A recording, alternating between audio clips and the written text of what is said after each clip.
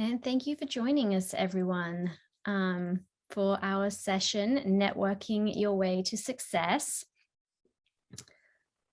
My name is Samantha Putnam, and I am the Interim Executive Director for the Alumni Association. Welcome, our gauchos, to the inaugural Black Alumni and Student Connect weekend. For those of you that have been with us since this morning, thank you for sticking with us. And for those that are just joining us, we're really grateful to have you be a part of this event and for helping us build community and for supporting Black alumni and students. Firstly, I want to acknowledge and thank the planning committee that supported this event.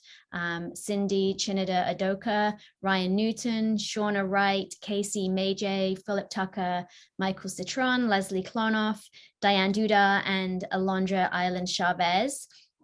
We will have time for Q&A at the end. Please do feel free to put your questions into the chat box as we go along. Don't wait till the end. Feel free to put them in there. And we will, our host, Cindy, will be sure to ask those questions to our incredible panel at the end. So I'm going to go ahead and introduce to you our committee chair, Cindy Chineda Adoka. Cindy graduated in 2001 with a degree in political science, and she holds an MBA from Pepperdine. Cindy is Senior Professional Product Manager at CoreLogic. Over to you, Cindy, and thank you. Thank you so much, Samantha. I'd like to introduce Shauna Wright. Shauna graduated in 2006 with a degree in Law and Society and Sociology and a minor in Black Studies. Shauna Wright serves as corporate in-house counsel at team companies where she handles drafting and negotiating agreements, corporate governance issues, labor and employment matters.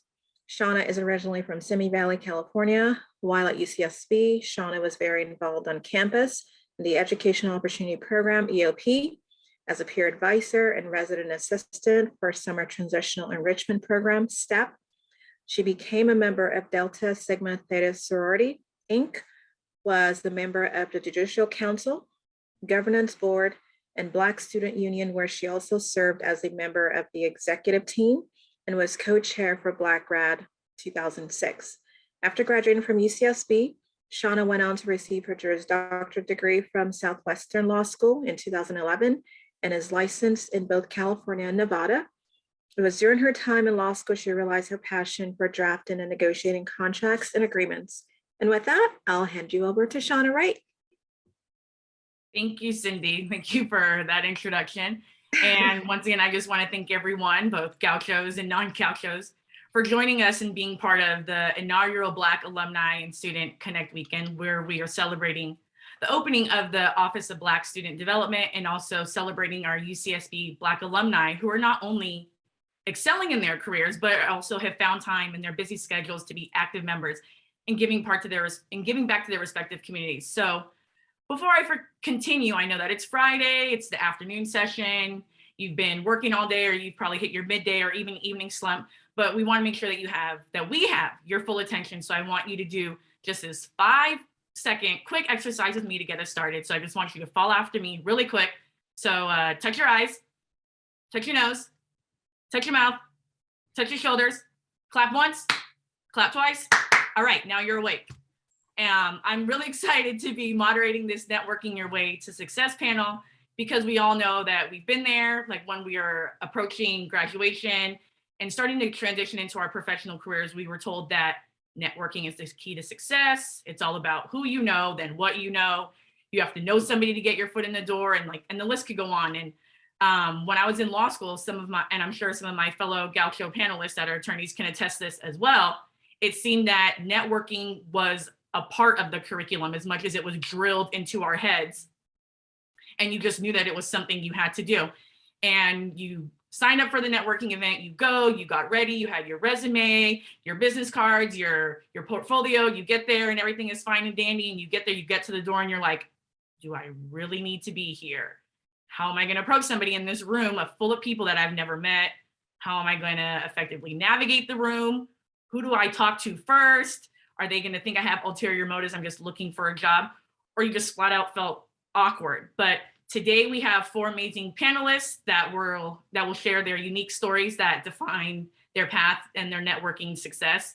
We have Andriana Collins, who is the class of 2014, We have Samuel Negatu, who is the class of 2010. We have Jason Parnell, who's the class of 2007. And we have Kabibi Springs, who is the class of 1995. And I will let each panelist provide like a 3-minute introduction of themselves, and we can start with Andriana. Thanks, Shauna. Hi, everybody. My name is Andriana. As mentioned, I'm class of 2014, originally from the Bay Area, but I've been in Southern California since undergrad. After UCSB, I worked in public relations and then went back to law school at Pepperdine Law. My focus there was pretty much entertainment, media, sports, as well as entrepreneurship in the law, and worked in entertainment and business and legal affairs following that. Then currently, I went back and I'm wrapping up my MBA at USC this year. So still working as well. Now just recently got into the advertising space. So a lot of that really cool entertainment overlap, but business affairs and in a new context. While I was at UCSB, I was a comm major and student athlete, and really just love my time there and love to give back in any way that I can. So I'm very excited to be here with everybody and hopefully learn a little bit about everyone else as well. So thank you for having me. Thank you, Andriana. And we will have, we'll do Samuel next.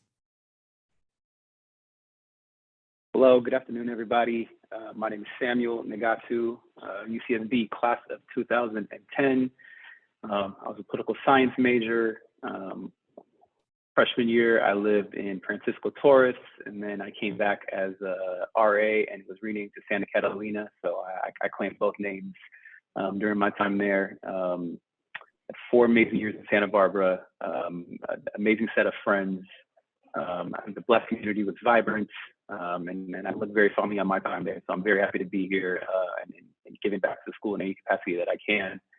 I'm originally from Anaheim, California, and after graduating UCSB, I got my law degree at Washington University in St. Louis. And then after college, ended up in DC and was working on Capitol Hill. And so I worked for 2 different members of Congress. The most recent was Congressman Jimmy Gomez out of downtown Los Angeles. Just rose the ranks to the role of legislative director. And then after this most recent election, I got the opportunity to join the Biden White House. And so I'm currently a Biden administration staffer in the Office of the U.S. Trade Representative. So I'm currently based in DC, working on legislative affairs, legislative outreach, and so a lot of networking. And so definitely the topic of today's discussion. And so I'm happy to share any tips that I know with this crowd. And yeah, thank you so much for inviting me. I'm happy to be here. Thank you, Samuel. We'll have Jason. Good afternoon, everyone. My name is Jason Parnell. I am a graduate of the 2007 class at UCSB. I graduated with a degree in political science and a minor in English. Prior to UCSB, I was born in Los Angeles, but I grew up in the Inland Empire. And while at UCSB, I was an elected representative at large for Associated Students. I was the co-founder of the UCSB chapter of NAACP. I was a member of BPRO, Black Pioneers Renaissance Organization, BSU, and I was also an RA for what's now called Santa Catalina, but at the time it was called Francisco Torres, or better known as FT. After graduating from UCSB, I took a year off and I was in a training program to become a regional manager for Washington Mutual, which is a bank that failed during the financial crisis. So from there, I ended up going to law school and I did a JD MBA at the University of Florida. Why the University of Florida? Well, one, they're called the Gators and I'm a Gaucho, so my friends can call me Double G, but the actual reason is because it's a top 25 law school and they offered me a tuition of $13,000 a year. So I was in Florida in Gainesville for about 4.5 years.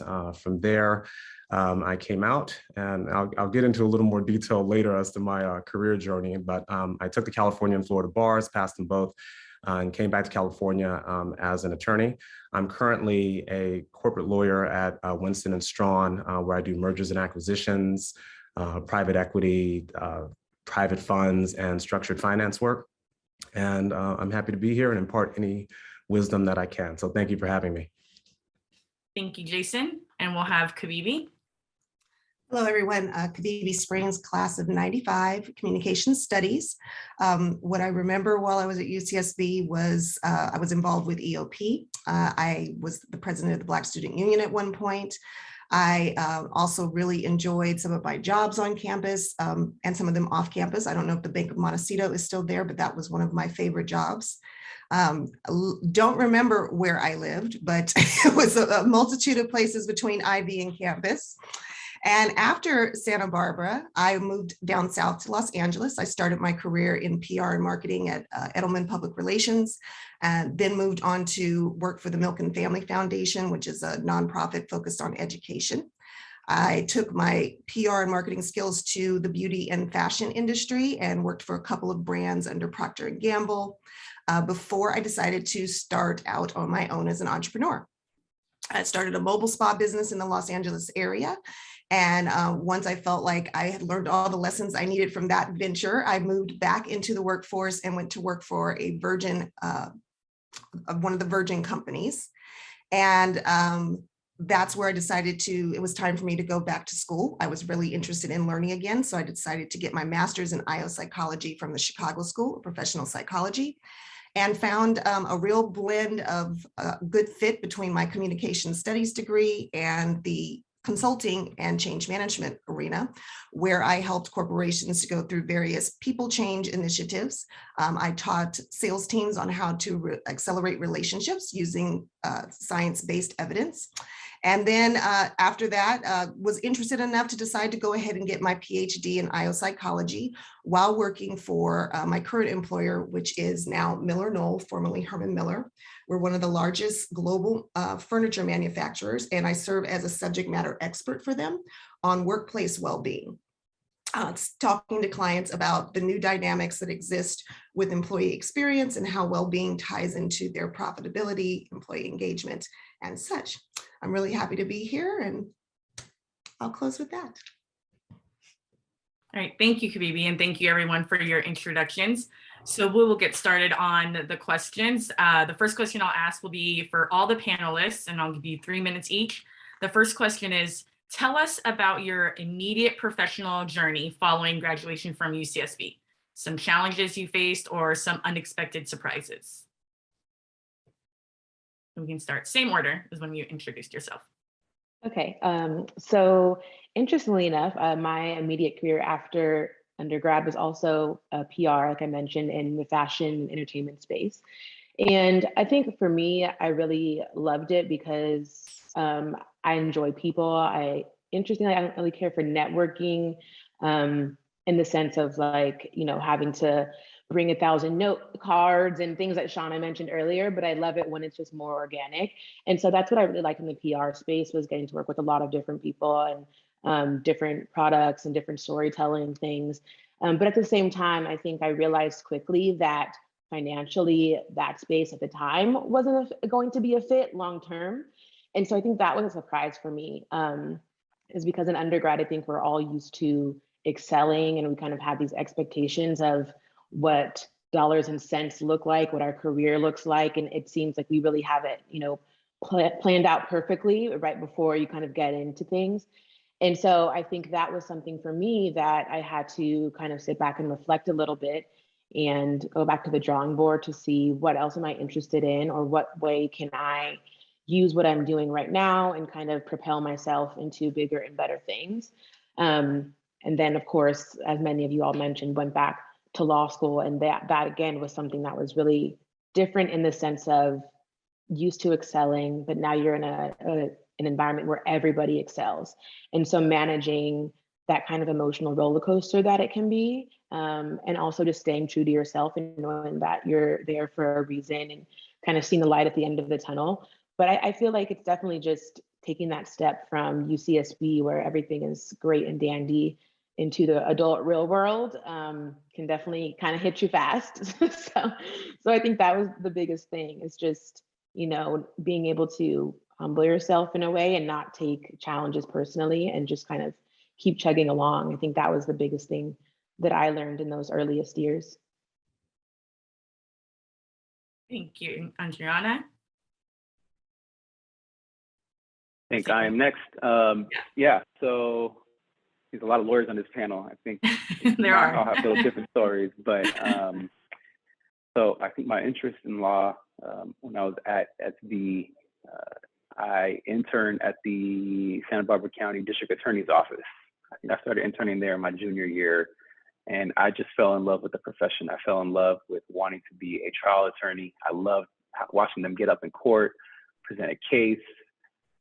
It was crazy seeing friends from, you know, might have had a little too much fun on Del Playa, like in the courthouse, you know, at work, I was delivering subpoenas. I really just, you know, got immersed into the whole aspect of criminal law. And so that was the spark for me that interested me in wanting to go to law school. So studied, took the bar exam, took the, you know, LSATs, got into a pretty good school. And I think like Adriana, you get there and you're humbled very quickly. You know, you think I was pretty good at Santa Barbara, but you get to law school and you're wow, like this is a lot. And so that was a very tough transition. I did my 3 years there, landed a job to be a prosecutor in St. Louis. Right, so I was going to school in St. Louis, got a job to be a prosecutor, trial attorney in St. Louis, and so check. That was all great. And my last semester of law school, had the job lined up. I said, let me go to DC. I've always wanted to, you know, do a little stint in politics, and, you know, the West Wing looks cool, and, you know, let me go check out DC for a little bit. And so I did my last semester. We had a DC clinic, very similar to UCDC, which I also did when I was back in Santa Barbara. I think that was my sophomore, junior year. So I've always had a little itch for DC, planted for my time at Santa Barbara. Did my last semester there, ended up on the Hill working for a senator, and just fell in love. And so it was a very, very, very last minute pivot over onto politics. And so I kind of, you know, a lot of my friends and family were looking at me crazy, like, what's wrong with you? What are you doing? Politics, there's no money in it. There's no, you know, a lot of questioning as to my motives and why I did that. But you know, to this day, I don't regret it. I think working at the White House is probably the pinnacle of my career so far. And I can talk more about the twists and turns so I got there. But I don't know. I think you have a vision when you're in school and you try and execute on it. But, you know, there's value in exposing yourself to other experiences. And to this day, I'm very thankful that I made the decision I made and ended up where I'm at right now. And I'm happy to expand further. Thank you. Thank you, Samuel. Sometimes things just don't go the way you expect, or quick change. Jason? Hi again, everyone. So, you know, my professional journey, it was a little bit tough. So I came out of law school and business school during the financial crisis. And so I think Shauna might know this pain, but there were literally no jobs. And so some of you may not remember this, some of you may have been in childhood at the time, but I was, you know, to give you the rundown, I had come out of UCSB, did well, got my, you know, my bachelor's degree in political science, had English, went to law school, got my JD MBA, passed the bar, California and Florida, had my time, felt like I was looking good, smelling good, and ready to get a job. And then there were no jobs. You could, I mean, if you had maybe graduated top of your class from Harvard, you could get a job. But if you had graduated like top 30% of your University of Florida class, like there may not have been a job for you. And so, you know, my law school had kind of prepared us for this.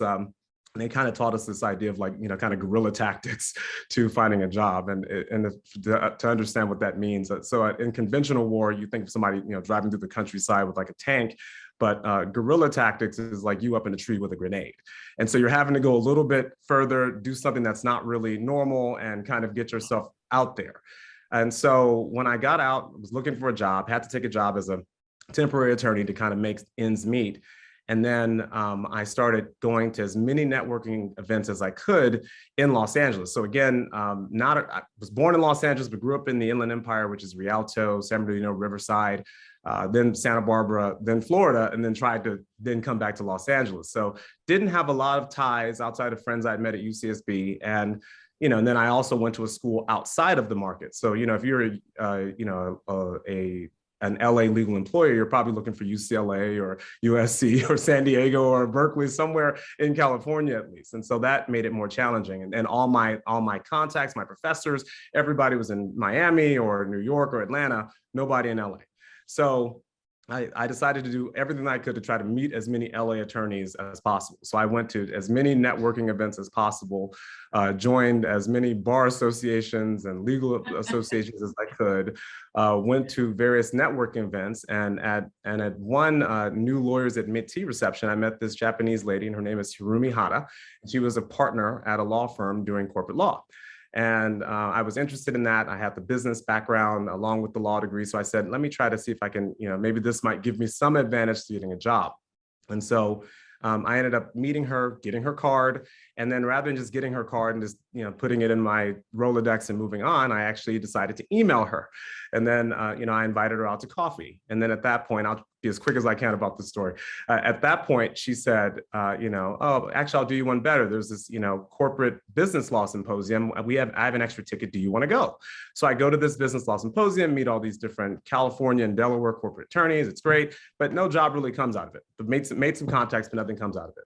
So another couple months goes by, I thank her, obviously, another couple months goes by and I reach out to her again. So instead of coffee this time, I say, hey, do you want to do lunch? And she says, no, but I'll do you one better. Do you want to go to this fundraiser for this guy named John Chung, who's going to be running for the California State Treasurer? And so if any of you have ever been to like some of those like Obama kind of fundraiser, kind of black tie affairs, you'll meet some really cool movers and shakers. Like I met the mayor of Pasadena and like the president and CEO of Wells Fargo, made some great contacts, but still no job came of it. So then I followed up with her a couple months after that and said, hey, so I'd already done the coffee and the lunch, didn't want to go to dinner because of the connotation. So I said, hey, you want to do a happy hour? So then she says, no, but do you want to go to, this annual gala for the Los Angeles County Bar Association? We do this annually. There's going to be a whole bunch of attorneys there. Maybe you can meet people and shake hands and put yourself out there.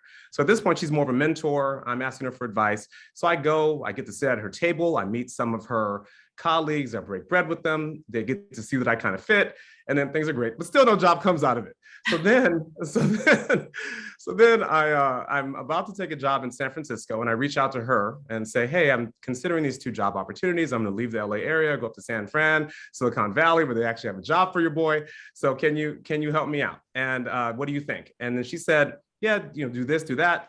Then literally the next day, she sends me an email and says, hey, all of a sudden, we have we're considering we're opening a position for a 4th-year attorney in our corporate group here in Los Angeles. Would you be interested in my firm? I know you're a first year right now, but maybe would you be interested? I can't guarantee you'll get the job because you have 3 years less experience than what we're looking for, but try. So I go into the interview, kill it. And I end up actually losing my 2 San Francisco jobs waiting on these interviews with this current firm, but I end up getting hired. And so the moral of this story, and I guess this panel is called networking. And so, what I kind of learned and what I'm trying to convey here is that my experience was more that it wasn't just about meeting people. It was about meeting people, following up, getting to know them, being consistent, and then, putting yourself in the right position. And then also I found that, when you ask for a job, you'll get advice. But when you ask for advice, you'll get a job. Again, if you ask for a job, you'll get advice. But if you ask for advice, you'll get a job. And so the entire time I approached her, it was all about advice. I never really was like, hey, hire me. Come on, hire me. So, and that made the difference. So, all right, I've lost my 3 minutes, so I'm going to be quiet, let others speak. Thank you, Jason. That was really insightful, Persistence is key. And we'll have Kavivi, go ahead. I got so lost in the story, I almost forgot what the question was. Would you like me to repeat it? Yes, please. That was a really good story. I love it. No worries. So the question was, tell us about your immediate professional journey following graduation from UCSB, some challenges you faced or some unexpected surprises. Okay, so what comes to mind is I had what most would consider to be like the premium of your career path as your starting point. Top 10 PR firm, you're going to get the best experience, and you're going to be amongst the best of the best in your field. And all of that was true, but it came with this little tiny paycheck. And I found myself, kind of struggling through that first year of balancing the concept that I just finish this degree that was supposed to put me leaps and bounds forwards. And I was, in the right spot, but not really in a comfortable spot to take care of myself. And so my first focus was on just, making myself valuable, learning the job, but also understanding the industry. And there was an opportunity that came up to move up, and I wanted to ask for it. And someone told me, don't ask for it just yet. And then that person ended up getting my job. So that taught me that whenever you feel like you want to ask for something, go ahead and ask for it right then and there. Don't let someone else tell you that it's not the right time, because the time window may close. I left that position about a year after I started. I did make a bump up, but I didn't get to the level that I wanted to within that organization. And I took a diversion that most of my peers in that space probably thought was risky, because I was moving away from the agency world and something that was more traditional, had a very traditional career path up. But the opportunity that I was taking, one, it paid a lot more money. And so that was the initial attraction. The organization had a lot of cachet to it, so that was attractive.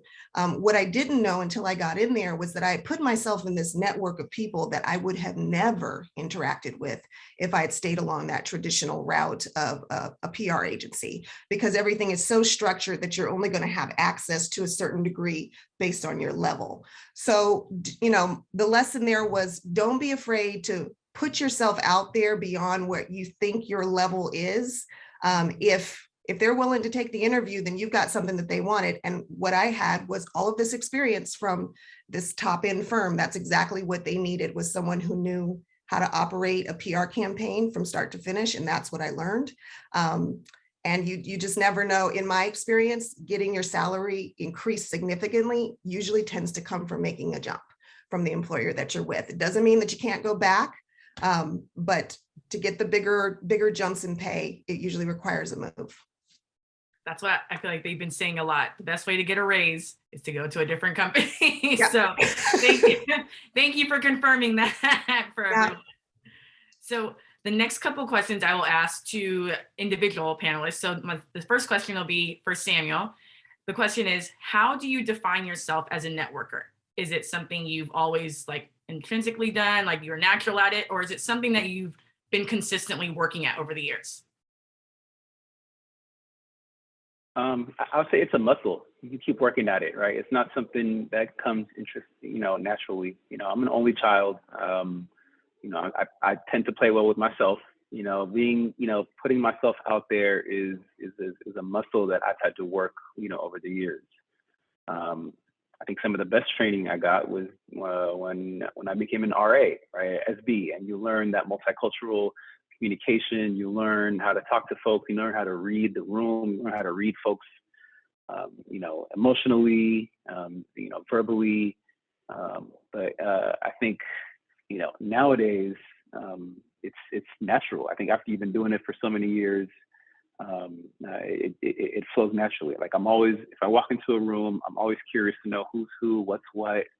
I think someone posed a question earlier about being nervous walking into a room. I think at some point you learn that it's awkward for everybody. Yeah. If you walk into a room and, it's some sort of reception or cocktail reception or networking event and no one knows anybody, it's awkward for everybody. So, once you mentally kind of accept that and just start meeting folks, awkwardness. and exactly, just embrace it, and you never know who you never know what kind of conversation will strike up. And so, no, it's definitely at this point something that's come naturally, but it's a muscle that you've worked, over and over time. I think though, separately though, there's the immediate networking, but long-term networking that I would definitely wanted to touch on. You have to sow the seeds that you want in terms of your long-term network over time. There's a quote: "You don't plant a crop when you're hungry." Right? You got to plant that seed, and it's going to grow, and eventually it will bear fruit. And the same thing happens with networking. As Jason just said right now, right? There's over time, that person, he or she may develop that trust in you to invest in you, right? And that's just not something that you're going to get overnight. And so, sow your seeds far and wide, and eventually, tend to them, water them, right? Keep in touch with those networks, keep up to date, and it will bear fruit. It will take time, but like, networking is not an instant gratification game. Like, you got to understand that. There's one thing I want y'all to know. You got to understand that it is not instant. No, Folks, it's not. I think that's what everyone expects these days. It's instant gratification. It's not. You cannot just ask somebody for, oh, I met you here, LinkedIn, you have a job. Like, that's just not how it works. I think, and even networking, like whatever organization you're part of, right? The senior leaders, the supervisors, the managers in your organization, they're only going to invest in you after they've seen you and seen your work product and seen your work ethic and know that they can trust in you, right? And so that's just not something, no, your reputation and your network builds over time, and it's a long-term game. And so as long as you understand that and are intentional about the folks that you meet, and put yourself out there, trust me, it will grow. I'll stop there. You're good. You're good. If you had something else to add, go ahead. Oh, no. I'm good. I'll more will come as it Okay. My next question is for Andriana. The question is, what practices do you use to maintain your network, and how do you stay true to your authentic self?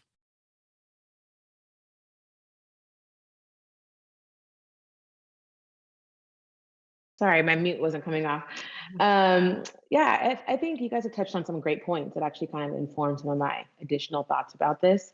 And as far as me, what I do to maintain it is my approach has really been quality over quantity. And so I think, as everybody in the panel has mentioned, especially when you're like in the legal space, I think that, the schools really impart on you like network. And over time, just based on my personality, I was like, that works for some people, but for me, I want to network with a little bit more intention. And so the people that I'm reaching out to, or the people that are reaching out to me and I'm meeting with them, it's a bit more of a connection there, and it's not just a numbers game. So for me, I think keeping that in mind, knowing that the people that I'm meeting with are more of I'm hoping to nurture this relationship, as you guys have mentioned, long-term. That's what really helps me kind of navigate the networking space and also maintain those relationships, because now it's not that I have to remember which one of 50 people on my spreadsheet that I met with last Tuesday and what we talked about. And, and oddly, that's something that I heard in my early law school days. So, people do it and it works for them, but I think that's the biggest thing, is figuring out what works for you as an individual. And for me, it's a bit more about nurturing those relationships where we actually connect about something. And as Jason mentioned, really following up, just kind of checking in, and it doesn't need to be asking for anything. I think a lot of time people in their early networking days think that you have to go into networking with some kind of motive. Like, I need to talk to this many people, I need to get this many cards and, set up this many things. And I think a lot of it can just simply be, I met this person here, we really hit it off, like they told me to reach out. And then you just have to make the effort to do so.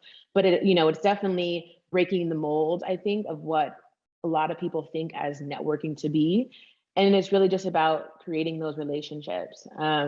And I think an interesting point that Samuel mentioned is like that personality factor. I'm also an only child, so I've never thought about that being the reason why I'm a little introverted sometimes, but that totally makes sense. So, understanding myself and knowing that I'm not always really comfortable meeting brand new people, but I'm going to have to step outside of the comfort zone to then position myself to do things that I know that I want to do long term. I also would say that for me, it's been a very intentional planning. So even though I've changed up some of my paths a little bit, as far as locality, that has always been an intentional choice for me. So when I went to UCSB, that was of course via sports and academics.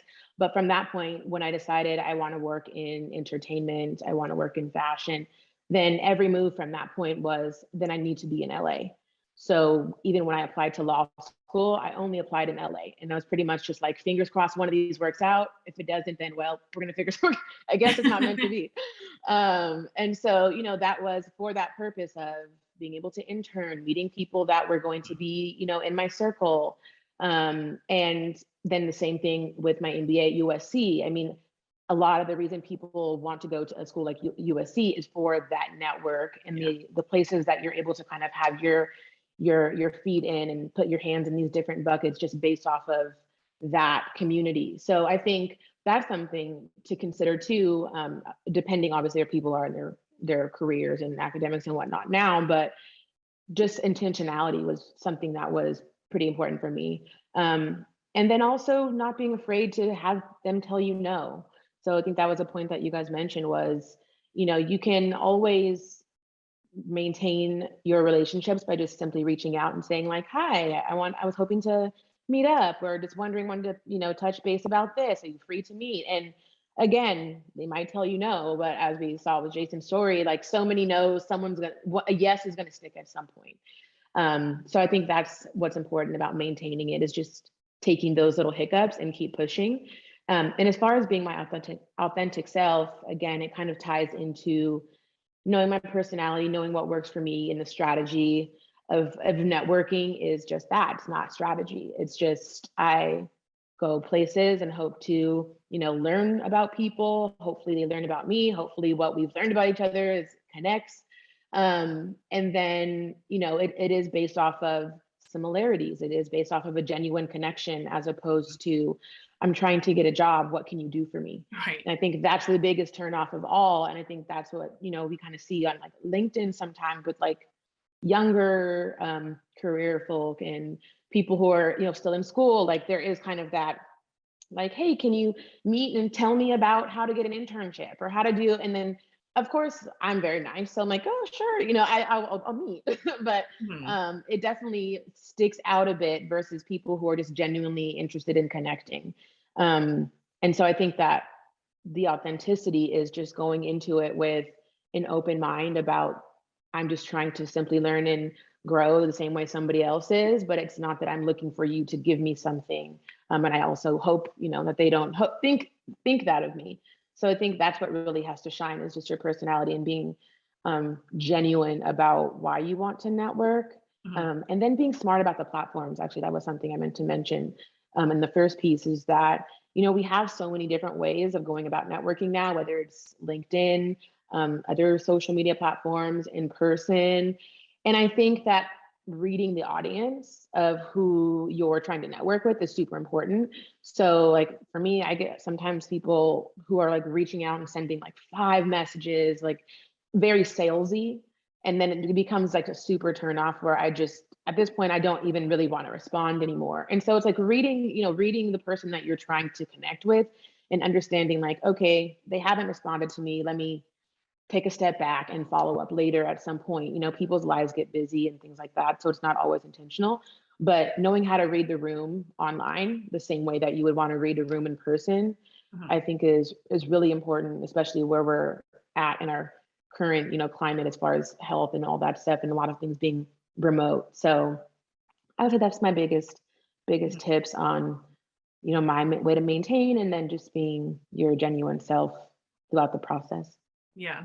I think that's so important what you said, because a lot of young, like you said, like younger professionals that are coming out of school, like they're just taught to network. They're not, and you do feel this where they're just like, I want a job, I want this, they want something from you, rather than, like you said, just be your authentic self and be genuine and intentional about what networking events you're going to, who you're talking to.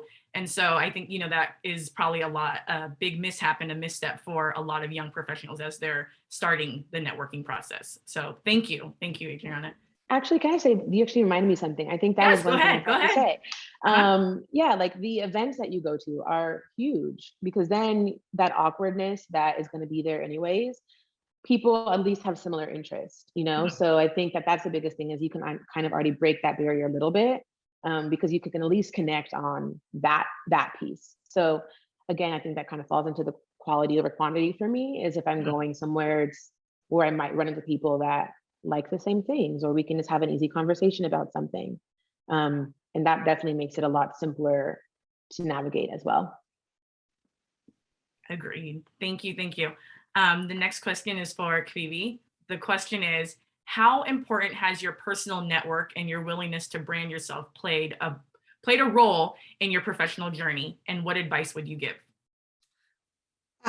So my professional network is very vast because I've moved to different industries. So I would say that one of the things that I do appreciate, I've been a natural, what someone would call a collector of people in the past. And then as you learn more about your natural energy, you recognize how many people you can actually maintain quality relationships with. So today I kind of look at Dunbar's number as more of my threshold, like, okay, 150 people.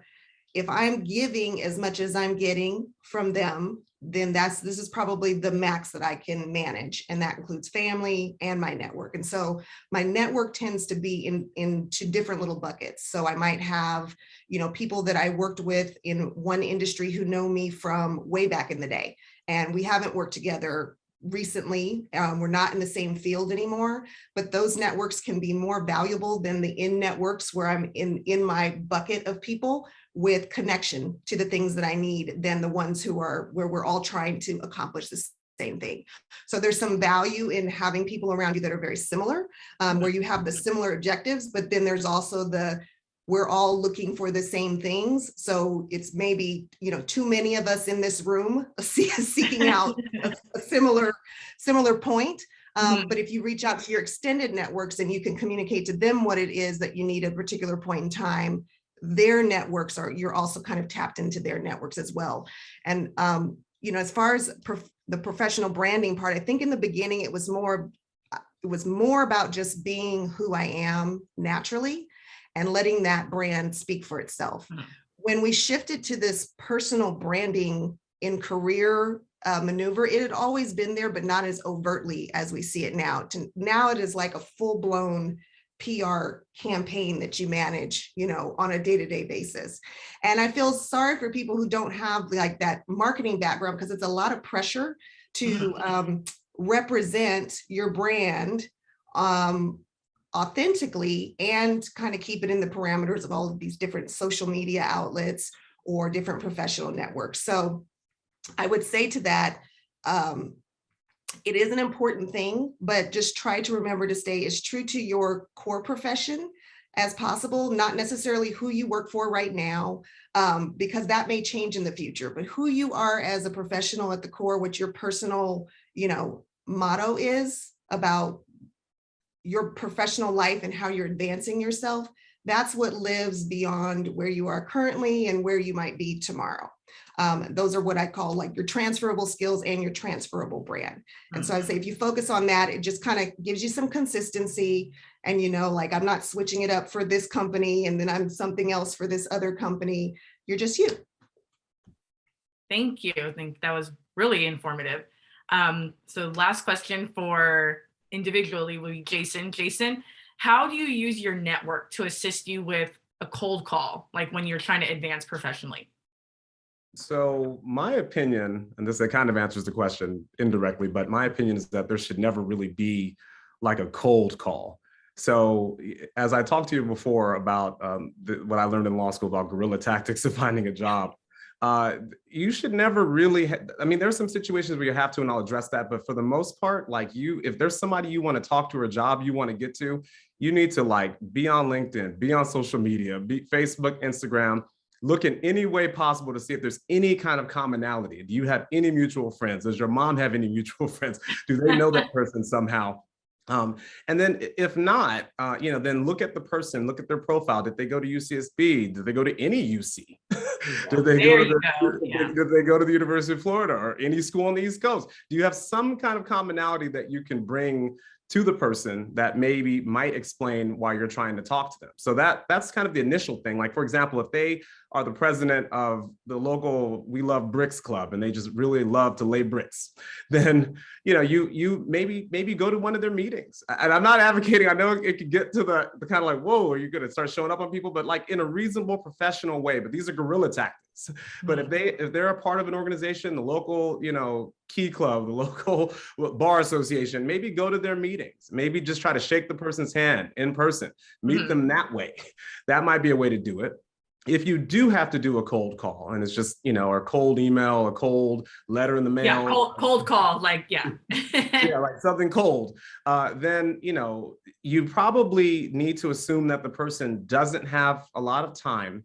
And you probably need to, and that they probably don't have a lot of time and don't have time for you. They don't know who you are, but you need to have a bit of a pitch, a short pitch, kind of explain what you're looking for, what you're seeking to do, and then just ask them for time. And my default is to more or less ask that person for some advice.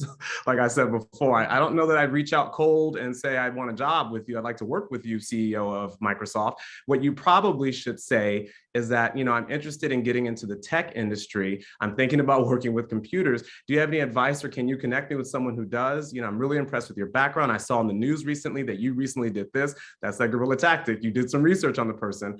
And then when you have something, when you can point to, like someone cold called me and pointed to an article that I wrote. And I was like, okay, this person knows the guerrilla tactic. It wasn't just the surface level, like, hi, sir, you're an attorney at a law firm and I want to work at a law firm. Can I talk to you? It was like, hi, sir, you're an attorney at a law firm. And I really saw this impressive article that you wrote. And I agree that this, that, and the other. And so then, I'm like, okay, they've gone that next step. They stroked the ego a little bit and now they have my attention. So assume I don't have time, find a way for me to get time with you, and then, get to the point, but ask for advice. I know I'm saying a whole bunch of stuff. No, it's good. It's very blunt. These are guerrilla tactics, from the financial crisis. This is what I learned. So, and that's what works. Thank you. Yeah. Thank you, all the panelists, for addressing those questions I asked individually. I have one more question, and it will be directed to each panelist individually, but it's the same question. For those of you, and we kind of touched on it already now, I'm thinking about it, for those with more introverted personalities, what 2 tips would you give to network successfully? And we can start with Adriana.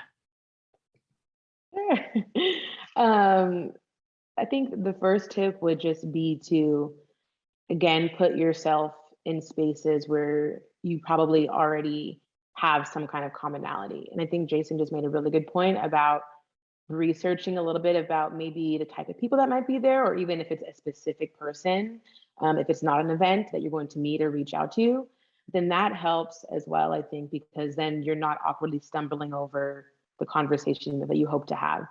And then second, I think just be who you are. If you're an introvert, then you're an introvert, and you know that how to navigate it. And I think that trying to be extroverted when you're in a networking setting is going to come off like this person is really uncomfortable, or they're trying a little harder than they need to be. And I think, to Kabibi's point earlier, if it does go well and you maintain that connection, well, then now you're somebody else later, because you were trying to overcompensate in the first setting to stand out, or to create that relationship. And then once you've done it, now it's like, oh, wow, this person's not really the exact same as when I met them, and we connected early on. So I think that's the thing, is just, being who you are, in that sense of knowing what your personality strengths are outside of having to be the loudest or most outgoing or most seen person in the room, and playing those up when you're creating these relationships. Samuel? Look, you're gonna have to get used to the awkwardness. It's gonna be awkward, but if you're an introvert and you sense that this is uncomfortable for you, you have to embrace that uncomfortableness. Like, it's just not, you're going to the gym, working out for the first time, it's tough, but over time, as you keep doing those reps and you keep building that muscle memory, it'll get easier. And so you just gotta accept that it'll be awkward at first. I think the other thing you can do is really perfect your story, and like kind of how your introduction and how you're, telling yourself. I think with every introduction, with every interaction, you can try something different until you realize and become very comfortable with whatever that 90-second pitch, 2-minute pitch that you have. And once you've identified and locked it in and locked in how you deliver that, you just got to keep hammering that away. And again, it'll be awkward, but being an introvert does not mean you cannot network. Like, I reject that fully 100%. And then the other thing, you go to events, there are folks that just love to hear themselves talk. If you're an introvert, you seek those folks out and, just park yourself there and listen, right? Because there are those folks that just love to, just talk about their day, talk about their careers. They're naturally at every sort of event that you're at, there will be that person. Find he or she in the room and start there. And over time, it'll get more comfortable and you'll get better at it. Practice makes perfect on this. Thank you. Thank you. Jason? Still got to work on the mute. It's been 2 years, still struggling with it. Okay. So I want to touch on something that Andriana said that I thought was it's important to kind of say again. So if you are a little bit more introverted, I found that when you're in these networking situations with a large group of people, you'll sometimes get a lot more from having like a few long conversations during that 2-hour period, as opposed to going up to having 15 short conversations. You'll make a much better impression if you have that 15-20 minute conversation with a person and really get to know them. And maybe you didn't get to the whole room. That's why there will be a networking event in the future where you can get to other parts of the room, but maybe go for quality over quantity, especially if you're not good at breaking into those groups so that people are kind of huddled around and you got to try to walk up with your coffee or your drink in your hand and try to work your way in. It may be better just to, get into that first group and really get to know everyone in that group, exchange information, talk to them, have a meaningful conversation so they remember you, as opposed to the 3-minute, oh, hey, hi, I'm good to meet you. I'm here with you at this network event. Here's my card. All right, moving on. And people will kind of feel that too, that you're just there to, I've been at networking events where it's clear that person, I've seen them talk to 20 different people, including me. And then, and I have their card and so does someone else. So I'm just kind of like, what do they want from me? Or why, why should I do anything? They're obviously meeting everyone else. Mm-hmm. So, and it's kind of like, I hate to use the example, but I'll be, we're trying to learn some things here. So it's kind of like dating, right? If you're in a bar and you're going to meet someone, right? If you see that guy going up and talking to every single girl in the bar, and including you, he loses a little something compared to the guy who spoke to you the whole night, or at least half the night, and maybe talked to somebody else, but it wasn't, that's the kind of thinking. Mm-hmm. And then on that same vein, from the guy's perspective, be consistent and follow up. Like I did in my story I told you earlier, it's important, even in dating, men will hear this from the ladies all the time, be consistent, follow up. You can't fall off and then come back and then fall, be consistent. So just reach out, you don't have to be in somebody's inbox every week, but like I said in my story, every couple of months I would reach out again, let her forget about me, but then I would come back. I give her a chance to, breathe. It wasn't like a, let me call her every day thing. I didn't think I called her once. It was just an email and then waited for her to reply. Sometimes it took her a week to reply, but then she would. I wasn't replying on my own replies. So be professional, be courteous, understand that people do not have time. And if they do have time, they don't want to spend it on you who they don't know. So be consistent, follow up, and go for quality over quantity. Seems that's the common thread, go for quality over quantity. Kavivi? Yeah. I think everyone has given some really great tips. And I would say the only thing I would want to reinforce is that everyone's networking style is very personal to their personality, and how you're going to go about it and, manage your way through a room full of people is going to be very different. And it's all okay, whether you like a couple of connections or you like to make a lot of connections. There's actually a strength called Woo, where these are just power connectors. And it doesn't mean that they don't remember who you are. It's just their strength is in giving you that 1 minute of intentionality with their eye contact and their attention, and then they move on to the next person. But those are the people who may end up calling you back later on because they were collecting a certain type of person in the room that they want. They were very intentional about how they were working that room. I am personally an introvert with extrovert clothes that I put on. And so when I go out to network, I know that I am I've got to turn it up a little bit, but I don't need to meet everyone in the room. And so sometimes I just start with an intention before I hit the door. Who do I want to meet in this room? What would make this time worthwhile? Because, time is money for all of us. And, whether it's for your job or for yourself personally. 9 out of 10 times that really yields a connection that I could have never orchestrated on my own. So one time I go into a room thinking I'm going to meet these types of people who work for these businesses. And I ended up at the publicity table with all of the people who were there to cover the event from a PR and a news standpoint. And I got an invitation to be the cover story of a of a magazine article in the newspaper, in the Chronicle, about my profession. And I was new in my job. And so it made a huge impression on the people that I just started working with, that I was able to make that happen with 3 months of being on the job. It would have never happened if I'd gone in thinking that my agenda was the agenda that I thought I was there for. So just be open. You know, networking is a lot about connecting with other energy. Be open to what energy floats towards you. Mhm. Thank you. Like, I just want to thank all the panelists for their wonderful words of advice, their wisdom, their experiences, being completely candid with us. At this time, I will ask Cindy, we're going to move into the Q&A session. So Cindy, if you could look at the chat, if there's any questions, or if anyone wants to start with, if you want to start with the question, or I can start with the question. Oh, you're on mute, Cindy. No questions in the chat, but I do have some questions that I just sort of going to present to the panels. First question, and this is for all panelists. What skills would you say are essential in building and cultivating successful networking habits? No particular order. I'll go first. Anyone can jump in. I'll go first. When you're out there networking, put away your phone. Just I know it's tough. But just don't be that person kind of just looking at their phone. I know when it's awkward, that's that awkwardness that you just have to kind of work yourself through, right? When you're out there and you're looking at folks, you make eye contact, you can read the room. You want to be intentional about your time, the time that you're spending out here meeting folks, and just try and kill that muscle memory to look away at your phone when it feels a little awkward. You'll make eye contact with somebody, and you never know, that could be the conversation you need to break through.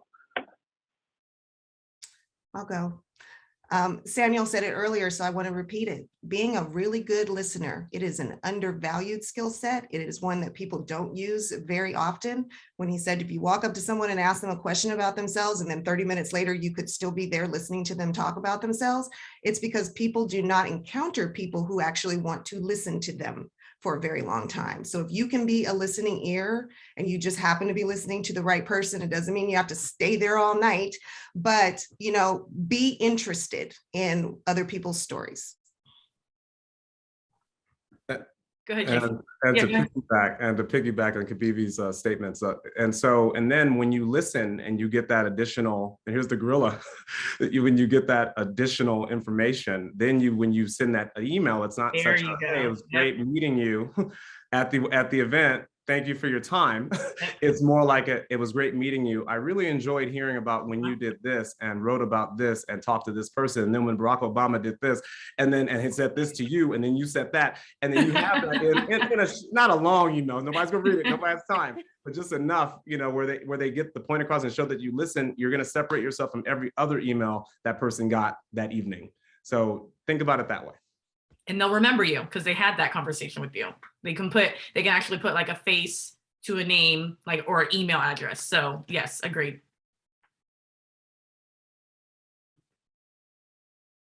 I agree with everything everybody else said. I'll wait for this one. I have a question. Oh.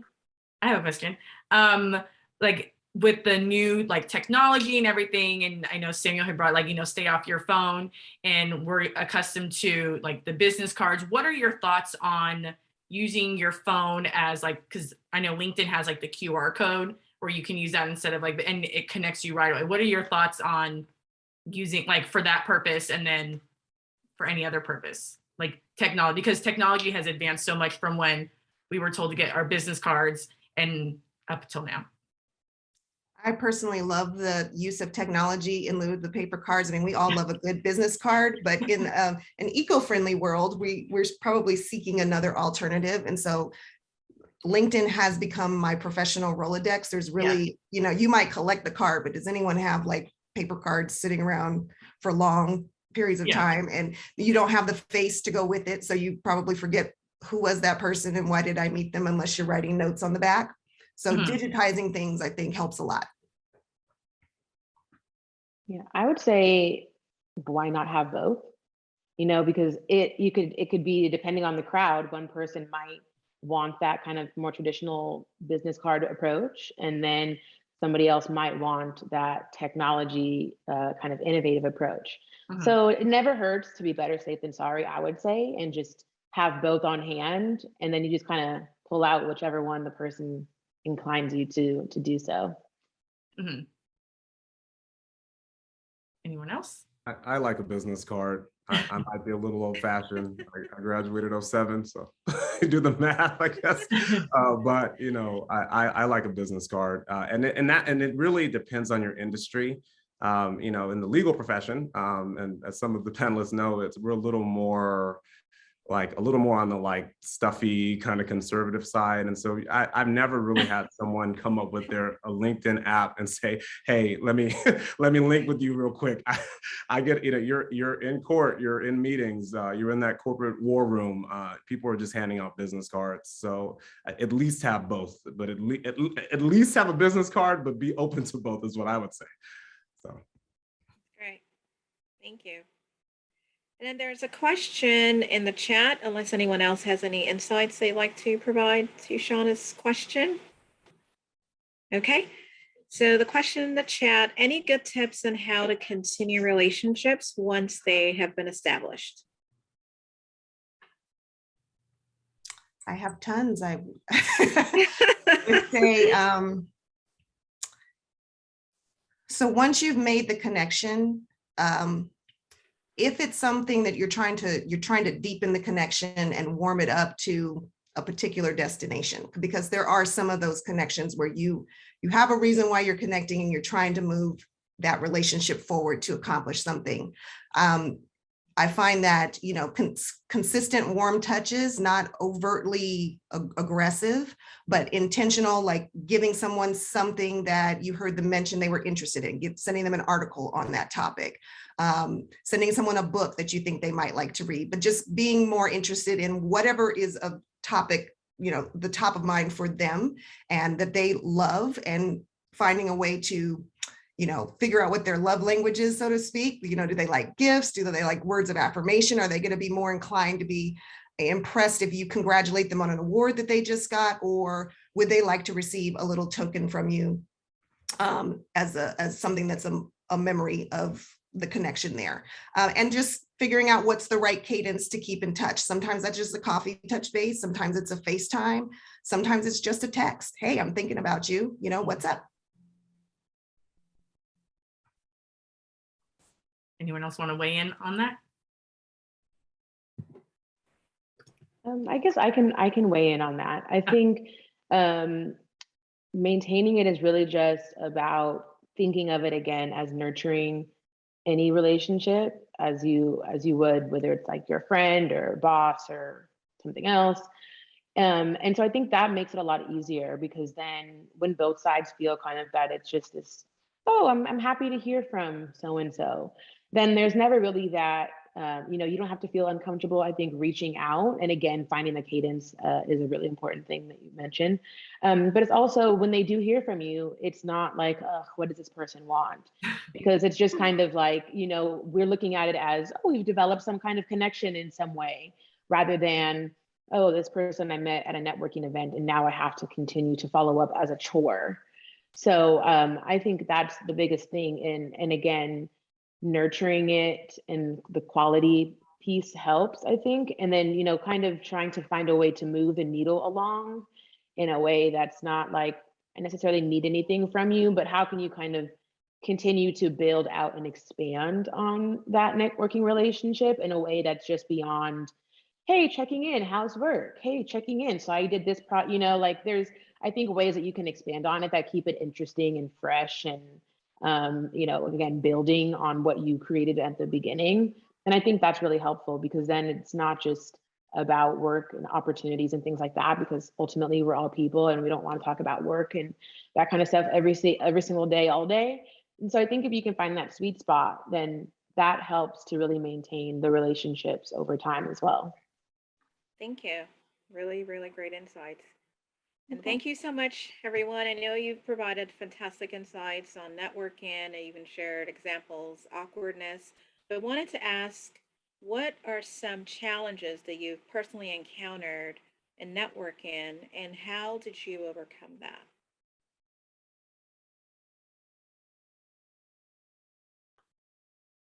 No particular order. I'll try if you don't mind, Shauna. No, go ahead.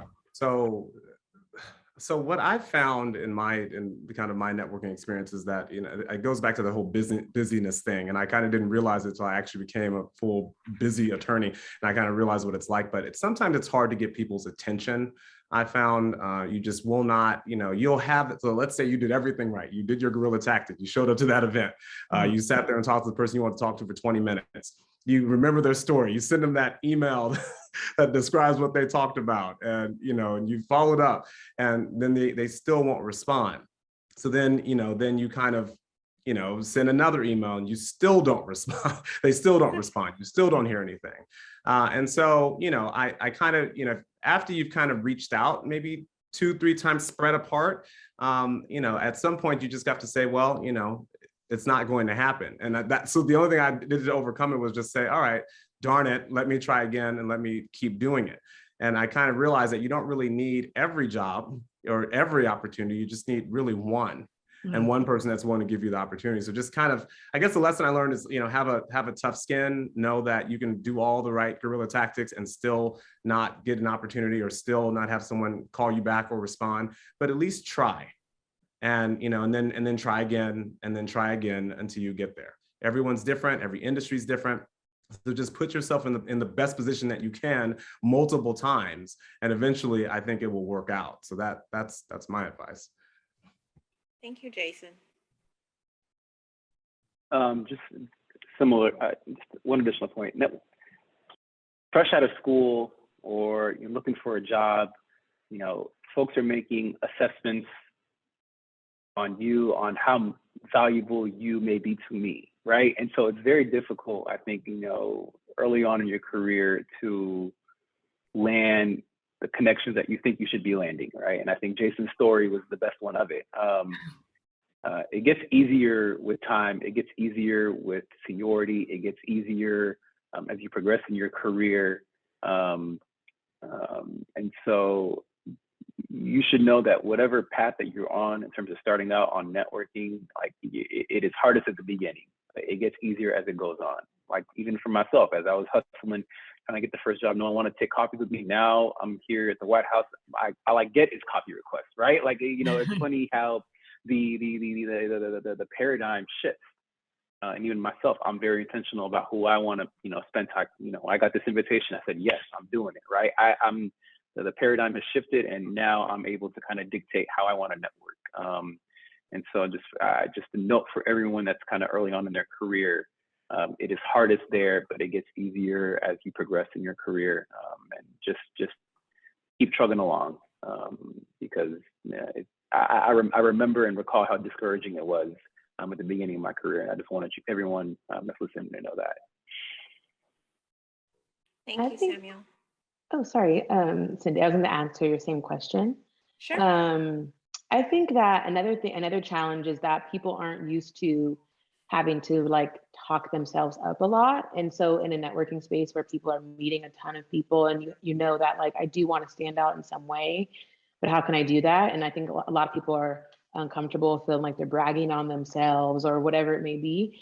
And so I think that's a task, is to learn how to, and I said earlier, like, you know, we have to learn how to humble ourselves in those early challenges.